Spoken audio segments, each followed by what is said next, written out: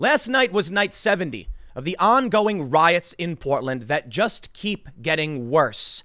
And last night we saw one of the more dramatic bits of escalation since the whole thing started. They actually went to a residential home in residential neighborhoods, and for some reason they attacked some old woman. I have the tweets. We'll go over the reasons for this. They went to her front door. They were attacking her, trying to blind her with lasers, and I'll go through all of that. But I have to point out the obvious. When they keep trying to push this lie that the feds withdrew, and how many viral tweets went out from all of these politicians who keep lying and spitting in our faces saying Antifa's a myth, Antifa doesn't exist, and now they're going to residential neighborhoods. They tried burning down one of the police stations. The Portland police declared it a riot. Where's the media? Where are the Democrats to start screaming about Kate Brown and Ted Wheeler's secret police, the Gestapo, firing tear gas in residential neighborhoods? Nowhere to be found. Why? Because they're liars and they're full of it. The feds never withdrew. For some reason, Antifa and the far leftists decided to go riot in other places. They were rioting about 100 miles south in Springfield, Oregon. Maybe not the same people. I mean, it is 100 miles. Not too hard to get to. Maybe someone announced a protest. I don't know. But that day where they claimed that, oh, everything's now peaceful, there was still a riot, just not that many people. The next day, they said, see, now there's no rioting at the courthouse because the feds have finally withdrawn from Portland. The feds were still there. They were just resisting the agitation from the far left, and many of the far leftists started going to residential neighborhoods. Maybe it was on purpose, because when they announced the feds would be withdrawing and state police would be coming in, they knew they had a great moment for propaganda. If you avoid the courthouse or direct Antifa away from the courthouse, then you could push the lie, and they all did. Now Antifa's going to residential neighborhoods. Now they're actually attacking. It's an old woman at her house. Here's the story from Oregon Live, and we'll go through all the details. I got more updates for you, and we're going to talk a bit about where it goes from here, because, yes, of course, following this video where you see them at the front door of some woman's home screaming at her, one guy grabs her, and she starts freaking out. I kid you not. Then they start demanding she go inside. What do you think happens after they start showing up to people's homes? I've talked about this. A bunch of people are like, Tim called it. Oh, man, Tim, stop making predictions. There's a funny joke in that. When they announced that a bunch of these white actors and actresses would stop voicing, non-white cartoon characters, I straight up tweeted, okay, now do Family Guy. And then they did. And people were like, Tim, you're so funny. Stop making predictions. And then I said, Antifa's going to show up to your house.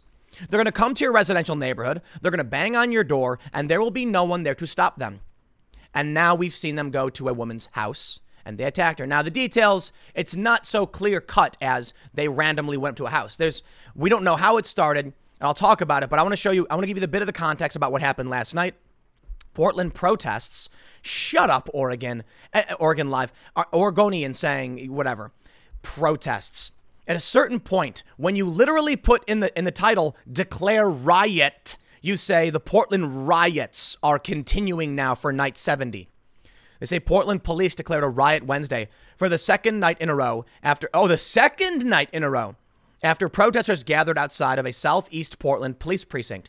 The demonstration, I'm sick of this. The riot reiterated the growing divide among Portlanders who have rioted against police every night since late May. Confrontations between police and rioters have shifted from downtown, the historic heart of the riots, to police buildings across the city, where a faction of rioters now gather every night. Every other word they put there, just defending these people. I am in no mood. Downtown rioters have not drawn a large-scale police response since July 29th, the final day federal officers commanded security of the federal courthouse. Calls for calm gained momentum downtown. At the same time, state police took over. Protesters planned to show black-made films after nightfall Wednesday for crowds gathered there. Many rioters have shifted from downtown to police buildings elsewhere. In recent nights, rioters have converged in front of a second East Side precinct and the police union building, where rioters and Portland police clashed Tuesday. I can't believe this. Every single sentence, they just keep desperately trying to say they're just protesters. They're just protesters. They're demonstrating. They're protesting. Setting a fire, tearing down the barricades, attacking people at their homes, fighting with police declaring it a riot. I am sick of the lies. Oregonian, shut up and start reporting what's actually happening because you sound psychotic. You know what, man? There's some stupid poll or prediction from a professor saying that Joe Biden's going to win. That's right. This guy, he's got a track record of predicting the presidency, and he said Trump would win last time. And now he's saying Biden will win this time. Maybe. But I'll tell you what, man, when I read stories like this, it's hard for me to get through them. You know why?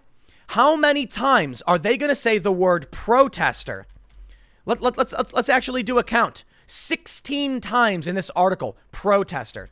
Let's do demonstrator. Demonstrators 4 times. So in 20 instances in this short article about what's going on in Portland, they repeatedly refer to violent extremists and rioters as protesters demonstrating and moving their protests. No, I'm sick of it, man. I am in no mood to constantly read news that refuses to acknowledge the violent extremist behavior. In Seattle, when they tried going for the second or third time to the Seattle police chief's home, someone blocked a road with an SUV and two people came out with rifles. And the peaceful protesters were, oh heavens, we're just peaceably assembling. Shut up. I'm sick of it, man. You know, I'm not happy about any potential for escalation or anything like that. If people want to peaceably assemble, I can recognize that. But I think regular people are fed up. They're reading the news and they're getting sick of it. I get messages all the time from people who are saying things like the media only talks about peaceful demonstrations, but I can see the videos. Why are they lying? Yeah, Oregonian. Why won't you just call them what they are? Yelling Black Lives Matter, starting fires, and attacking people. Let's just keep reading.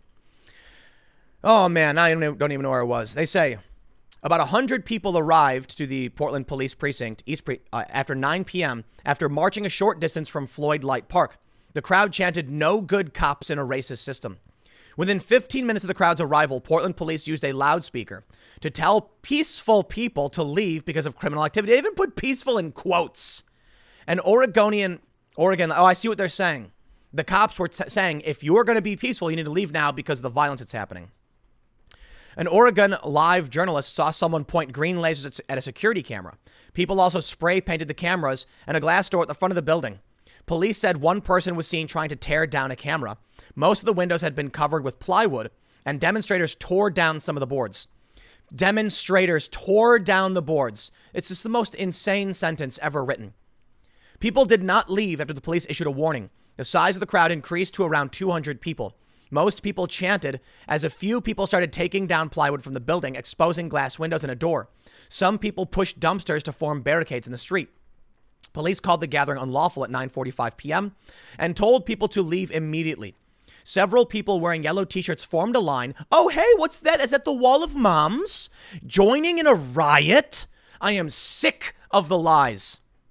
Linking arms at the end of the street. The yellow t-shirts are a uniform of protesters identify as mothers. They repeated Black Lives Matter. So there you have it. Black Lives Matter mothers joining in a riot as they tried to destroy, vandalize, and set fire to a police department while they destroyed cameras and tore the barricades down. Near the entrance of the building, someone used a metal tool to repeatedly hit the glass window. Police and demonstrators cracked glass doors at the precinct. Someone soon started a fire in a trash can next to the entrance. About 9:55 p.m., police declared the gathering a riot. So why don't you call it a riot? Police warned that if people did not leave, they would be subject to arrest or dispersal by impact munitions or tear gas. Police arrived 10 minutes later and forced the crowd to move. You see how they changed their language? Officers in riot gear set off stun grenades as they pressed people north past the fire and precinct. They also used CS gas, which is a type of tear gas, citing life safety issues created by members in the group. Police detained at least 4 people. After police pressed most people away. Now, here's what I love. As soon as they get to the part of the story where they say the police declared it a riot, they just start calling the group people. People. It's this, you know what, man? If you are stupid enough to believe this stuff, well, I don't know what to tell you, man. Let's move on. Here's where it gets crazy. Andy No says, after Antifa were dispersed by police following the attack on the East Precinct, they tried to blind a woman at her home with lasers and attacked her. Antifa have gone into residential parts of the city after moving on from attacking the federal courthouse. Now, there's some interesting bit of nuance here. You can see the woman standing in front of her home, it appears, I mean, maybe it's not her house. I don't know. This is what's being reported by several different people. Let's just say there are people confronting a woman, and I want to know why. Well, according to Andy, I don't believe he mentions that it's her. He mentions residential parts of the city. I think it is being implied that they went to, yes, the rioters came to her home. Now, it's because apparently they're attacking her. You can see on her arm, she has some kind of armband. Andy No says it was a Nazi armband. He says, I don't care what she was wearing. The rioters came to her home in the middle of the night and assaulted her. They demanded she remove the armband or they would remove it for her. This is after they set fire to the East Precinct. They came to her house, and in one instance, a man actually grabs her. You see this guy in blue? An older, much larger man physically assaults this woman. Now, of course, I'll tell you straight up, I think this woman's nasty. I do, of course. Wearing that armband? Get out of here. You see those people in Walmart wearing the stupid, Nazi face masks? Get out of here with that stupid garbage. I don't care for these people, and I don't care for her. But I'll tell you what. It's just the beginning, okay? We have seen the incrementation, and I'll tell you why this is the line. They went to her house. I don't care why. Andy No points out. I don't care what she was wearing, and I agree. He's right. The fact is, they were never going to randomly show up to a person's house and knock on the door unless they were given some pretext. In this instance, this woman is a bigot. She's wearing an armband. Well, of course we have to stop her, right? Let's try and blind her with high-powered lasers. Mind you, these lasers can, I don't know what level of laser they're using, but typically when you see the green lasers and being used in the fashion they're using, these might be kilowatt lasers. I don't know, but I believe it's kilowatt. You can start fires with them when you hold it out. You can pop balloons, you can ignite matches, and they cause permanent blindness if held in someone's face and they don't, try and block it or get away from it. A lot of people don't realize this. It's mind-blowing to me. I see these extremists shining the lasers and holding on someone's face, and the person just keeps going about their business, not realizing you may lose your eyesight permanently. So 3 federal officers from the courthouse may have permanent blindness from the lasers. And there you go. These are attacks meant to maim. And it's listen, because they're just lasers and people don't know anything about them, they don't realize the severity of what's going on. Could you imagine if someone was trying to hack this woman's fingers off, for instance, maiming her permanently to disable her? Lasers in the face cause permanent disability. They are trying to maim this woman. They're at her house. They don't like what she is wearing. I personally don't like what she's wearing either. Full disclosure, man. I believe she should also take it off. However, I'm not going to assault her, try to maim her. I will ignore her and let her live in her little whatever she wants. I'll just know, you know what? Here's what I say to people like that. Thank you. Thank you for when. You know what? Now I know to avoid you because you're nasty. And I don't want to associate with people like you. I appreciate it. Well, these people go to her house. They're filming. They're surrounding her. They're shining lights in her face, lasers in her face, physically assaulting her. Here's what happens next. You see, this is the escalation. Now they've been given reason to go to a residential home. What will happen next is that Oregon Live and many other outlets are going to say, peaceful demonstrators peacefully demonstrated. Nothing happened. And once they realize they have that opportunity to step forward, once they normalize this behavior, they expand upon it, like what they've been doing. It's called escalation, incrementation. This is what I've explained. When I talk to people about them coming to your house, a mob will show up to your home. They'll all be yelling, rabble, rabble, rabble. Someone will run up and vandalize something. They'll spray paint something. Someone else will see that and think it's okay to go on the porch. They'll run up and go on the porch and they'll start vandalizing too. Eventually, once everyone sees someone else incrementing the tactics, someone comes up, kicks your door in and runs away. Now that one person was like, I'm not going to go in. I'm just going to kick the door. Then someone else on the porch peeks inside and starts looking around because now the door is open. And then someone else sees them, thinks they're going in, and thinks it's okay to go in because everyone else is. This is how mob action works. Slowly, one step at a time, the swarm increments. An individual on their own would never run up to your door, kick it in, and run in and start smashing up your house. But when you get several hundred people, and each of them is doing one small thing, stepping towards the house, someone else steps towards the house. Think about it this way. You've seen the videos where they rush cars, right? That's the perfect example. Why is everybody running towards a car? It makes no sense, but they do it. You'll see these videos where a car pulls up, one guy runs up to the car, and then other people all run to the car. And all of a sudden now the car is completely surrounded, and then someone bangs on it. So then someone else starts smashing the windows because everyone just one-ups each other. If that's okay, this is okay. It's the escalation. Here's what we have. In Portland, they went to this woman's home. It's only a matter of time before they go to another person's home for a different reason, and they escalate it. Now, for this story, they have their reasoning. Her armband. That's what they'll say. But she was wearing an armband, and she was saying nasty things. So he told her to stop. Stay away from people's homes. Stay away. Okay? But they're not gonna. They've already gone to Tucker's house. They've gone to Cassandra Fairbanks' house. So we're technically even beyond this, but here's the escalation here. For those that aren't familiar with the context, I believe it was last year, Tucker Carlson of Fox News, they went to his house, was several times, spray painted in his driveway, was banging on his door. They went to Cassandra Fairbanks' house. She's a conservative journalist, and they launched fireworks at her building and fired off guns, according to Cassandra. She did post photos of the fireworks and all that, but I'm trying to be as fair as possible, so that's, the reporting we have so far. Police took reports. Witnesses confirmed the account. They started going to the Seattle politicians, council members' homes. They went to the Seattle police chief's home. They went to the Oakland mayor's home. They are going to people's houses. Now, when a random group shows up to Cassandra's house or Tucker Carlson's house, this is a coordinated effort by a small group of people pushing the boundary, telling everybody, go to their homes. It's okay. That's why they dox. Eventually, it escalates to this point. Now, I'll tell you why this is escalation. This is the random mob running around, deciding now it's okay to target residential homes. Eventually, what will we see? They tried to set fire to a police station. How long until they try and set fire to this woman's house? Then, because here, they see this woman wearing an armband. They run up and engage her. Other people don't know she's wearing an armband. And the story going viral, people don't know anything about the armband. What's going to happen is that people now normalize the idea of rushing someone's house. Sooner or later, as they keep going through residential neighborhoods like they did in Springfield and like they do now, they're going to start going to random homes. Eventually, like we saw in Springfield, Oregon, there's a man. He comes out of his house. He's like wearing no shirt. And they start screaming at him, insulting him and slurring at him, yelling slurs at him.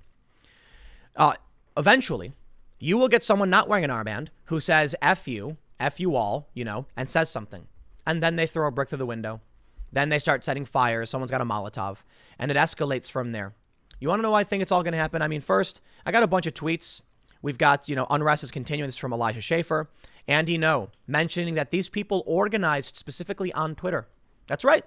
Tonight, go here, do this, wear black. They're organizing terrorism on Twitter. And Twitter actually temporarily suspended the president's campaign yesterday. I'll tell you what, man. I'm more worried than I've ever been for this country. And it's funny when I see these posts from libertarians saying things like, everybody always thinks that this election is the most important election. Terrorists are organizing on Twitter. Are you kidding me? They're showing up to people's houses. They're shutting down. They're banning art. They're burning books. They're locking people up for opening their businesses. The morality government is upon us. This is no joke. This is not just another 4 years of stupid left, right, up and down.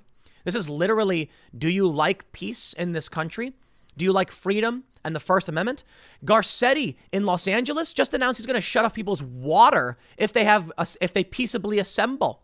That's right. He'll shut off your utilities if you peaceably assemble at your home. Of course, he's referring to parties. Don't care.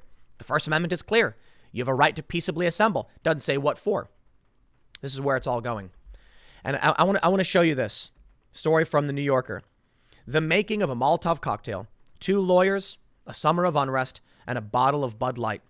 This dumb young woman and her friend, they're facing 35 years in prison. Do not underestimate mob mentality and the escalation of where this goes next. Let me just tell all of you. Remember when I said they're going to start coming to residential homes? Was I wrong? I'm wrong about a lot of things, sure.